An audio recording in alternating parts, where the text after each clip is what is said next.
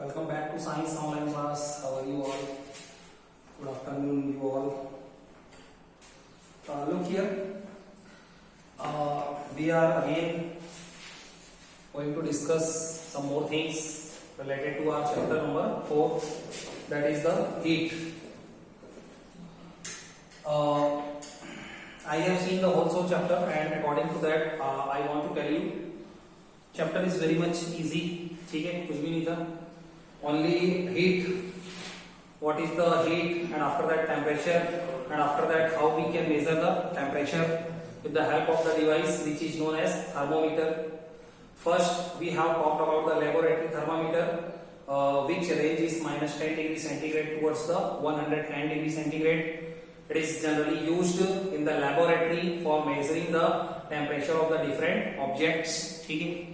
Construction for the laboratory thermometer also I have drawn the diagram on the board, and after that I have explained you each and every details regarding the construction of that laboratory thermometer. And after that we have talked about the second variety of the thermometer, which is used for measuring the temperature of the human body, and that thermometer we call it the clinical thermometer. Okay. And generally the thermometer generally we use, it is the that variety of the thermometer, means it is the clinical type of thermometer. Clinical thermometer, it is also available in the 3 varieties. ठीक है, इसके बारे में मैंने आपको बताया नहीं था, but generally it comes in the 3 varieties according to the type of the units. According to the type of the units, there are 3 variety or types of the clinical thermometer. Clinical thermometer के जो types होते हैं वो unit के हिसाब से भी 3 types के हो सकते हैं. First is the Celsius thermometer. Last time, whatever the variety of the clinical thermometer I have discussed with you, it was none other than the Celsius thermometer.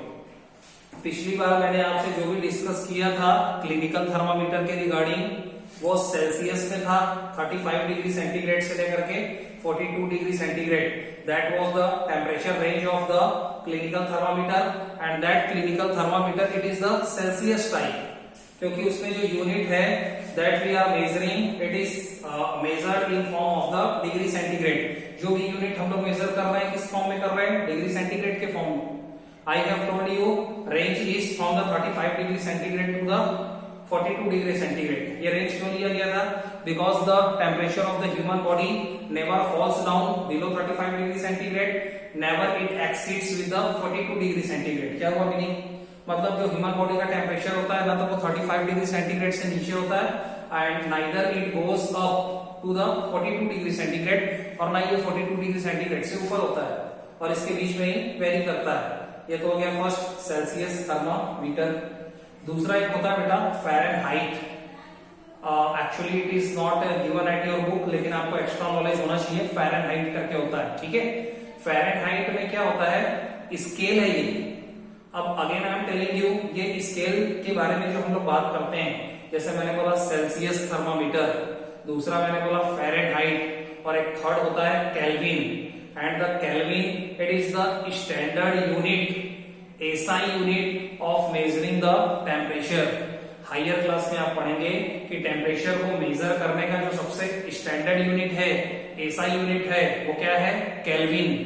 और ये जो 3 नाम मैंने आपको बताए, either it is Celsius thermometer तो Celsius आ गया, दूसरा फ़ारेनहाइट थर्मामीटर तो फ़ारेनहाइट हो गया, और थर्ड होता है केल्विन थर्मामीटर तो हो गया केल्विन. सो ये फ़ारेनहाइट, केल्विन और Celsius, these are the units for measuring the temperature. ये केवल यूनिट हैं. यूनिट का मतलब क्या होता है? For example centimetre, metre, kilometre, इसी तरीके के. ठीक है, और जिस तरीके से for the SI unit of the distance is metre, जिस तरीके से डिस्टेंस को मेजर करने का जो स्टैंडर्ड यूनिट है, it is always considered metre, उसको हमेशा मीटर कंसीडर किया जाता है. Same like that the standard unit for measuring the temperature is always considered Kelvin. इसी तरीके से टेम्परेचर को मेजर करने का भी जो स्टैंडर्ड यूनिट होता है उसको हम लोग केल्विन में करते हैं मेजर. स्टैंडर्ड यूनिट तो केल्विन है, बट जनरली अपने नॉर्मल यूज के हिसाब से हम लोग इसको डिग्री सेंटीग्रेड और फ़ारेनहाइट के टर्म्स में भी मेजर करते हैं। After that one formula is also there which shows the relation in between Celsius, Fahrenheit and Kelvin. एक फॉर्मूला भी होता है जो आप हायर क्लास में 9th क्लास में पढ़ोगे कि किस तरीके से डिग्री सेंटीग्रेड को केल्विन में चेंज करते हैं, केल्विन को किस तरीके से फ़ारेनहाइट में चेंज करते हैं, फ़ारेनहाइट को किस तरीके से सेल्सियस में चेंज करते हैं। मतलब there are the relation, formula है जो रिलेशन शो करता है in between the Celsius, Fahrenheit and Kelvin scale, और उसके अकॉर्डिंग अगर आपको सेल्सियस में दिया जाता है उसको आप फ़ारेनहाइट और केल्विन में मेजर कर सकते हैं। सेम लाइक दैट केल्विन में दिया जाता है तो फ़ारेनहाइट और सेल्सियस में कर सकते हैं। ठीक है, ये तो हो गया एक्स्ट्रा बातें। अब we have to move further with the things। ठीक है, इस चैप्टर में और कुछ नहीं पढ़ेंगे। इसके बाद ये क्लिनिकल थर्मामीटर के बाद we have to see the precautions generally which we should take before using the thermometer। Thermometer को यूज करने से पहले कौन कौन सी सावधानियों का, प्रिकॉशंस का अपने को टेक केयर करना चाहिए, ख्याल रखना चाहिए। And after that the major difference in between the laboratory thermometer and clinical thermometer. Clinical thermometer और लैबोरेटरी थर्मामीटर के बीच में जो मेन डिफरेंसेस होते हैं that also is very important question. और उसके बाद अपने को mode of transfer of heat के बारे में बात करनी है कि how the heat transferred from the hot body to the cold body. एक हॉट बॉडी से कोल्ड बॉडी की तरफ हीट जो फ्लो होता है, ठीक है, उसके कितने तरीके हैं, what are the ways of mode of transfer of heat, heat के फ्लो होने के कितने मेथड्स होते हैं, उसके बारे में डिटेल में हम लोग बात करेंगे। We have to see some practical applications also कि किस तरीके से कंडक्शन का यूज कहां पे होता है। We have so many daily life examples by which we will come to know in a better way. और उसके बाद हम लोग, ठीक है, ये सारी फिनोमिनास को पढ़ना है। आगे वाला पार्ट अच्छा है, बढ़िया है, इंटरेस्टिंग है, वेरी वेरी इंपॉर्टेंट आल्सो। और उसके बाद ये चैप्टर फिनिश हो जाएगा। Look here, what are the things precautions while handling the clinical thermometer। थोड़ा फास्ट चलते हैं। precautions का मतलब होता है सावधानियां। while handling the clinical thermometer, clinical thermometer को हैंडल करते हैं, यूज करते हैं। so what are the precautions that we have to take care in our mind। अपने माइंड में कौन कौन सी प्रिकॉशंस को, छोटी छोटी बातों को लेकर के चलना है। First thing is that before using use करने से पहले wash the thermometer with the antiseptic solution. Antiseptic solution का मतलब होता है बेटा डेटॉल। डेटॉल हो गया या सेवलाइन हो गया या ऐसा कोई भी एंटीसेप्टिक जो सॉल्यूशंस होता है, उससे पहले इसको धो लेना चाहिए, वॉश कर लेना चाहिए किसको, थर्मामीटर को। ठीक है, before using the thermometer we should wash it with the antiseptic solutions. क्योंकि थर्मामीटर जो होता है वो अलग अलग पेशेंट्स के लिए यूज किया जाता है। तो कौन से पेशेंट्स की बॉडी कैसी है, कौन से मरीज का कौन सा चीज, कौन सा वायरस, कौन सा बैक्टीरिया, कौन सी डिजीज यहाँ से वहां ट्रांसफर हो सकती है। And that's why we should do it. Number 2, hold मतलब पकड़ना। ठीक है, hold the thermometer from the top in end then take the reading. Thermometer को कभी भी बल्ब के साइड से नहीं पकड़ना चाहिए। We should always hold the thermometer from the top end। उसके पीछे वाला जो टॉप एंड होता है उधर से पकड़ना चाहिए और उसके बाद रीडिंग मेजर करना चाहिए। ठीक है, नंबर एंड आगे लिखा है उसको भी पढ़ते हैं। And then take the reading horizontally. Reading किस तरीके से लेना चाहिए, फॉर एग्जांपल या अगर आपका थर्मामीटर है तो ये जो इसका सिरा है, फर्स्ट एंड है, यहाँ पे बल्ब होता है, बल्ब के सिरे से इसको कभी भी होल्ड आउट नहीं करना चाहिए। We should always hold the thermometer from the back of the end, from the top end, हमेशा इसको टॉप एंड से ही पकड़ना चाहिए। And while taking the reading लेने के समय we should hold the thermometer horizontally. हमको थर्मामीटर को हमेशा हॉरिजॉन्टली पकड़ना चाहिए। This is the horizontal position and this is the vertical position. तो हमेशा हॉरिजॉन्टली उसको प्लेस करना चाहिए। And we should keep it straight from our eyes, straight from our vision. ऐसा नहीं है कि रीडिंग लेने के लिए हमको इसको नीचे रखना चाहिए, ऐसा नहीं है। जब भी रीडिंग लें तो ये जो थर्मामीटर है ये पैरेलल होना चाहिए with respect to our eyes. हमारी जो आंखें हैं, हमारी जो विजन है, हमारी जो दृष्टि है, नजर है, उसके बिल्कुल इसको पैरेलल रखना चाहिए, बिल्कुल स्ट्रेट रखना चाहिए आंखों के सामने। And after that we should calculate the reading. ऐसा नहीं होना चाहिए इसको किसी भी एंगल पे रख दिया, इधर रख दिया, उधर रख दिया, नीचे रख दिया, ऊपर रख दिया। बिल्कुल आंखों के सामने स्ट्रेट लाइन पे पैरेलल रखना चाहिए, ठीक है। और हॉरिजॉन्टल रखने के बाद ही रीडिंग लेना चाहिए। Number third, if the level of the mercury is above 35 degree centigrade. मैंने आपको बताया था कि इसके अंदर जो भी मार्किंग्स होती हैं वो कहां से कहां तक होती हैं, 35 डिग्री सेंटीग्रेड से लेकर के 42 डिग्री सेंटीग्रेड तक। तो 35 डिग्री सेंटीग्रेड इसका लोएस्ट पॉइंट होता है, इसका क्लिनिकल थर्मामीटर का। तो अगर if the level of the mercury is above 35 degree centigrade, ऐसा भी हो सकता है कि लेवल ऑफ द मर्क्यूरी जो है वो 35 डिग्री सेंटीग्रेड से ज्यादा हो, या पहले से ही मरकरी जो है उसके राइज हो चुका है, उसका लेवल बढ़ चुका है।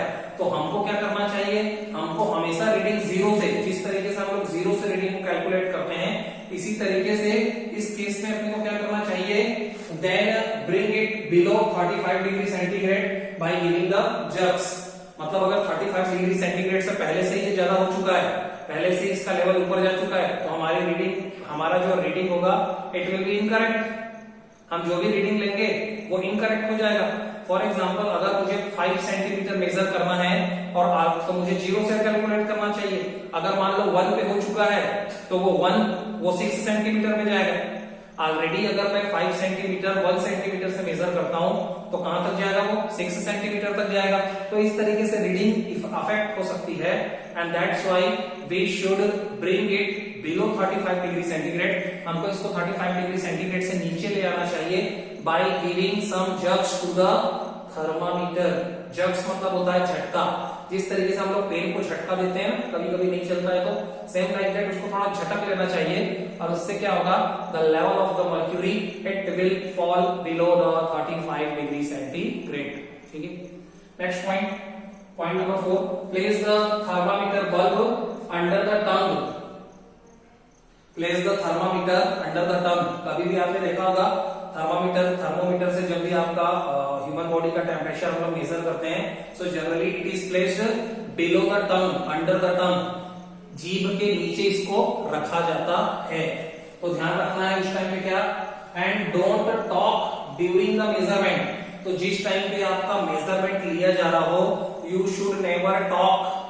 आपको कभी भी बात नहीं करना चाहिए, इसलिए एज उसके अंदर जो भरा होता है इसलिए बात नहीं करना चाहिए, बिकॉज यहाँ पे मैंने लिखा नहीं बेटा, ठीक है, आप समझ लो, because mercury is filled inside it. इसके अंदर मर्करी नाम का एक मेटल भरा होता है, लिक्विड वाला metal, and it is very poisonous substance. एक प्रकार का ये पॉइजन होता है if it by mistake comes in your mouth. मतलब कि ये हो गया, मान लो रीडिंग के टाइम पे आपने बात करना स्टार्ट कर दिया, या डॉक्टर से कुछ पूछ बैठे, तो दांत भी होते हैं, ठीक है, दांत की वजह से वो ग्लास से बना होता है, मान लो वो टूट गया। If suppose by mistake if thermometer breaks down inside your mouth, मान लो बाय मिस्टेक अगर थर्मामीटर आपके माउथ के अंदर ब्रेक डाउन हो जाता है, टूट जाता है, so what will happen, the poisonous substance mercury which is filled inside it, वो जो पॉइजन है, जो पॉइजनस जैसा सब्सटेंस है, मर्क्यूरी बोलते हैं जिसको, which is filled inside the thermometer, जो कि थर्मामीटर के अंदर भरा हुआ है, it will comes in your mouth, वो आपके मुंह के अंदर आ जाएगा, and it will be poisonous for your body, और वो आपके लिए पॉइजन की तरह काम करेगा, and that's why we never talk during the measurement। और उसको दबाना भी नहीं चाहिए, we should not press it with the help of the teeth, दांतों से ना तो उसको दबाना चाहिए, बस उसको जीभ के नीचे टच करके रखना होता है, only for the few minutes, केवल 1 या 2 मिनट की बात होती है। so till 2 minutes 1 minutes we can keep our patience, हम लोग थोड़ा सा धैर्य रख सकते हैं। ठीक है। Next, don't sterilise the thermometer in boiling water. Sterilise करने का मतलब ये होता है बेटा उसको धोना। किसी भी चीज को हम लोग जब यूज कर लेते हैं तो उसको गर्म पानी में वॉश करते हैं, ताकि उसके अंदर से जर्म्स, बैक्टीरिया, वायरस या जिस भी प्रकार की चीजें हैं, डर्टी है या गंदगी है, वो चीज वॉश आउट हो जाए और वो बिल्कुल प्योर और शुद्ध हो जाए। So don't sterilise the thermometer in boiling water. कभी भी थर्मामीटर को बॉइलिंग वाटर में स्टरलाइज नहीं करना चाहिए। Why? Because as it will break the bulb, क्योंकि thermometer is made of the thin glass like material which is called the bulb. Thermometer एकदम fine glass के मटेरियल से बना होता है and it will break down also, it will break if you will sterilize it inside the boiled water. अगर आप उसको boiled water में धोने की कोशिश करेंगे तो वो क्या हो जाएगा बेटा, टूट भी सकता है ना। And that's why we should take this all the precautions, we should keep our mind this all the precautions while using the thermometer। Thermometer को यूज करने से पहले जितने भी प्रिकॉशंस के बारे में हम लोगों ने अभी डिस्कस किया, we should keep it in mind। हमको इसको दिमाग में बहुत अच्छे से स्टोर करके रखना चाहिए, because these all the points are very smallest thing। ये जो बातें आपको बताई जा रही है ये बहुत ही छोटी छोटी सी बातें हैं और generally it is avoided during using the while using the thermometer। और इन सब छोटी छोटी बातों का पता तो सबको होता है, but generally we avoid this, हम इसको अवॉइड करते हैं। तो हमको अवॉइड वाला नेचर नहीं करना है, इसको बहुत अच्छे से फॉलो अप करना है, because it can affect your measurement, ये आपके मेजरमेंट को भी अफेक्ट कर सकता है।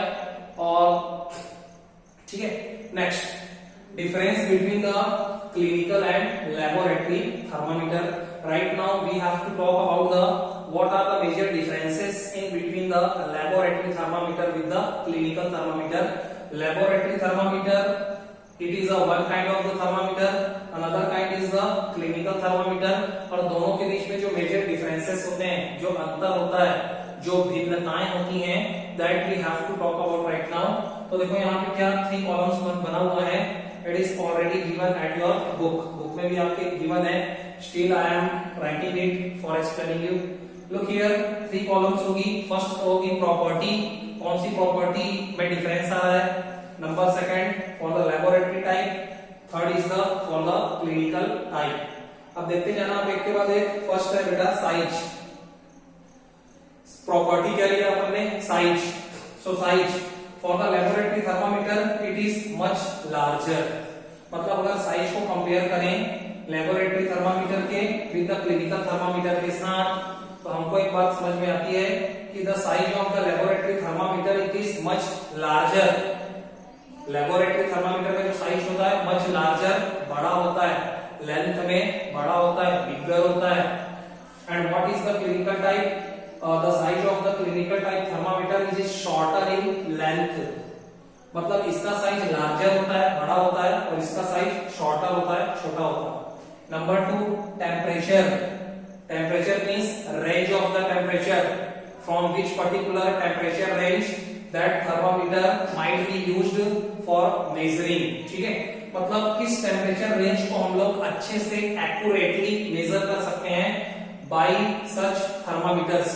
So what is the temperature range of the laboratory type thermometer, you can see it starts from -10 degree centigrade towards the 110 degree centigrade. मतलब -10 degree centigrade से लेकर के 110 डिग्री सेंटीग्रेड तक के टेम्परेचर को इफेक्टिवली करेक्टली मेजर किया जा सकता है by using the laboratory thermometer. Next, if we talk about the clinical type thermometer, so the temperature range is 35 degree centigrade to the 42 degree centigrade।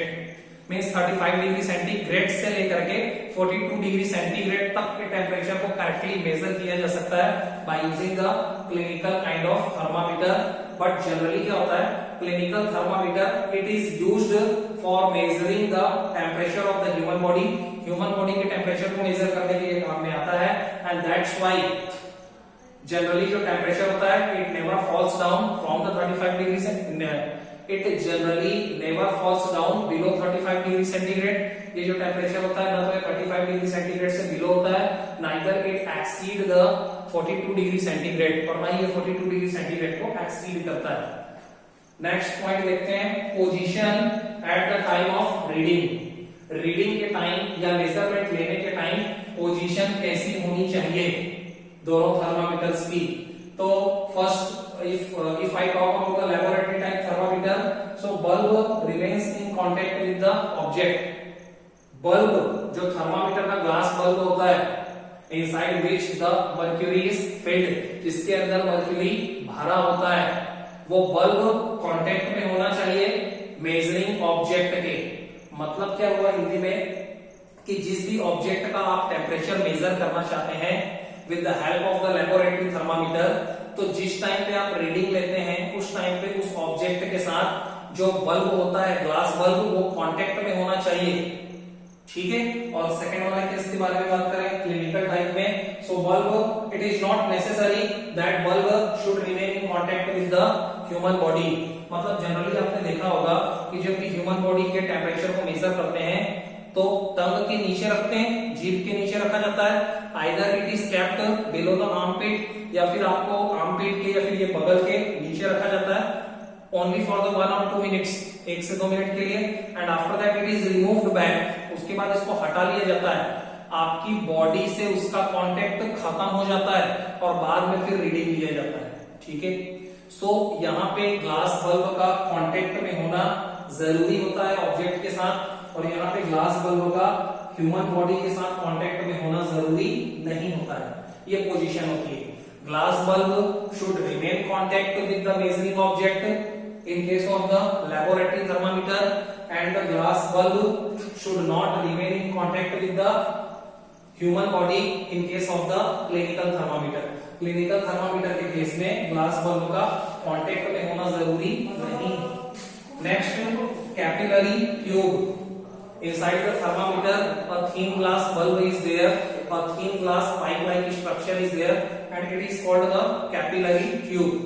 Thermometer के अंदर जो थोड़ा सा एकदम बारीक सा धागे के जैसा बाल के साइज का एक स्मॉल, ठीक है, नैरो गैप होता है, जिसके अंदर जो मर्क्यूरी लिक्विड होती है वो राइज होती है, फॉल होती है, that tube like structure is called the capillary tube.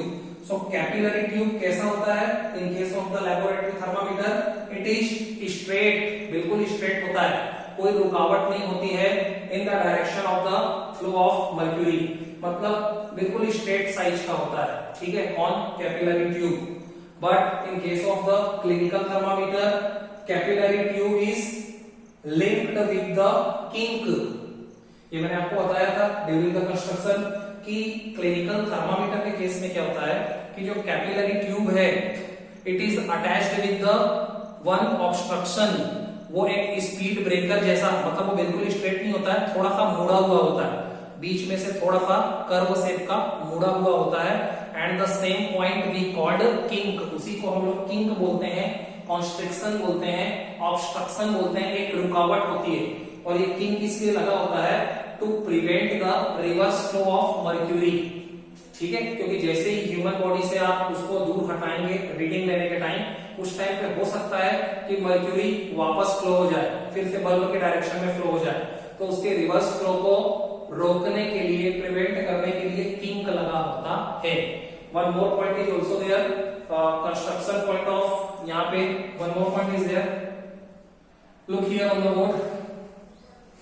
If I talk about the stem, अगर स्टेम के बारे में हम लोग बात करें, नंबर 5 में मैं लिखता हूं stem. If we talk about the stem of both the thermometers, so what we will get, हमको ये बात पता चलेगी कि इसका जो स्टेम होता है लेबोरेटरी काइंड ऑफ थर्मामीटर का, वो जनरली सिलिंड्रिकल शेप का होता है, cylindrical shape, simple cylindrical shape का होता है।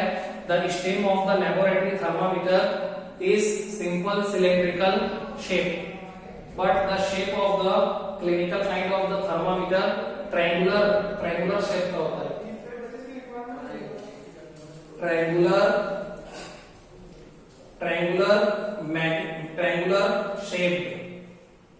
ट्रायंगुलर शेप रखने के पीछे क्या पर्पस होता है? So that it will work as a magnifier, ताकि ये मैग्नीफाइंग ग्लास की तरह काम करे, and it will be very easier for us to take the reading.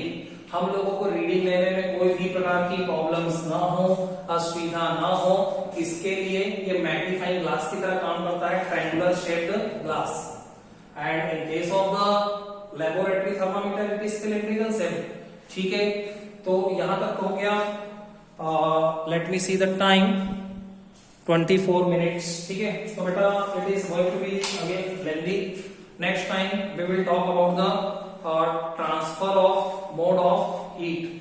Means how the heat flows from the hot object towards the cold object, and what are the ways of transfer of heat. Means already you are knowing it like conduction, convection, radiations. इसके बारे में we will talk in the details. Till then, all the best. Thank you so much.